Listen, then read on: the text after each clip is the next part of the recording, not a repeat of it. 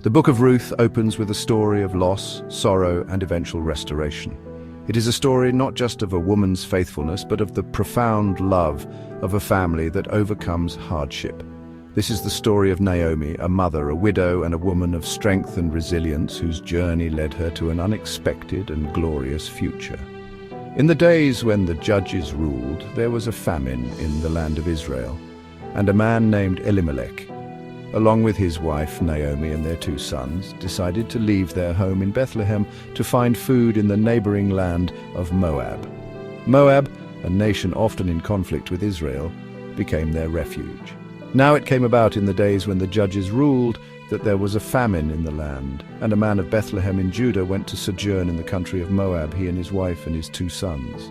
The name of the man was Elimelech, and the name of his wife was Naomi, and the names of his 2 sons were Mahlon and Chilion. Sadly, while in Moab, Elimelech died, leaving Naomi as a widow in a foreign land. Her sons, Mahlon and Chilion, eventually married Moabite women, Ruth and Orpah. But after about 10 years, tragedy struck again. Naomi's sons died, leaving her childless and destitute. Naomi was devastated by the loss of her husband and sons. She felt empty and alone, with no future in sight. As she heard that the famine had ended in Judah, Naomi decided to return to Bethlehem. But she didn't want to bring her daughters-in-law along. After all, they were from Moab, and Naomi felt there was no future for them in Israel. Then she arose with her daughters-in-law to return from the land of Moab, for she had heard in Moab that the Lord had visited his people by providing food for them. So she set out from the place where she had been living, and her 2 daughters-in-law with her, and they went on the way to return to the land of Judah. Naomi urged her daughters-in-law to return to their families in Moab, for they were still young, and they could remarry and rebuild their lives. Orpah kissed Naomi goodbye, weeping as she left to return to her people. But Ruth made a different choice. She clung to Naomi, refusing to part ways. Ruth's love for her mother-in-law and her commitment to Naomi's God were evident in her words.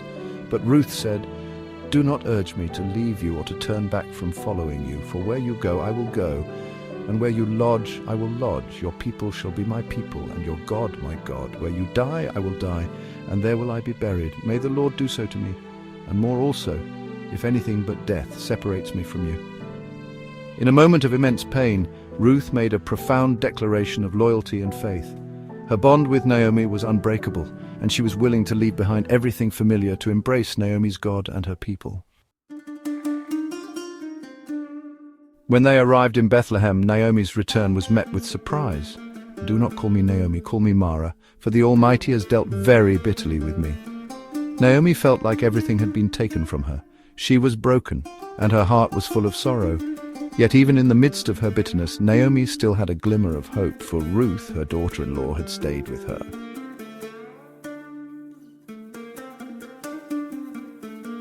Ruth, though still a foreigner, chose to care for Naomi by going to the fields to gather leftover grain, a task that would provide for their survival. In the fields of Bethlehem, Ruth unknowingly found herself in the field of a man named Boaz, who was a relative of Naomi's late husband. Boaz noticed Ruth, and when he learned of her loyalty to Naomi, he showed her favor, instructing his workers to leave extra grain for her.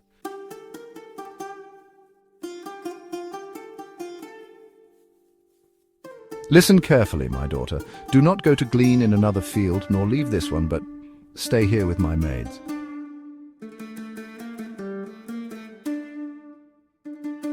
Boaz's kindness was not only a gesture of generosity, but it also signaled the beginning of the restoration that God had in store for Naomi.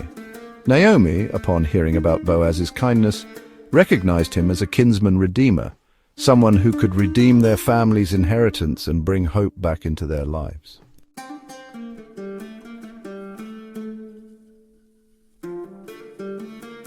Naomi, understanding the significance of the situation, encouraged Ruth to approach Boaz, asking him to redeem their family's land and take Ruth as his wife.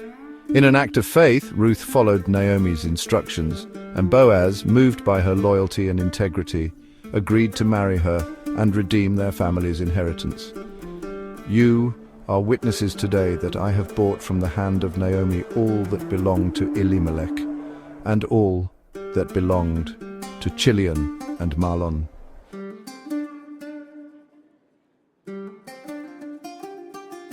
Through God's providence, Naomi's life was restored. Not only did she have a new family, but Ruth and Boaz became the great-grandparents of King David, the ancestor of Jesus Christ. What seemed like a bitter ending was, in fact, a part of God's greater plan of redemption.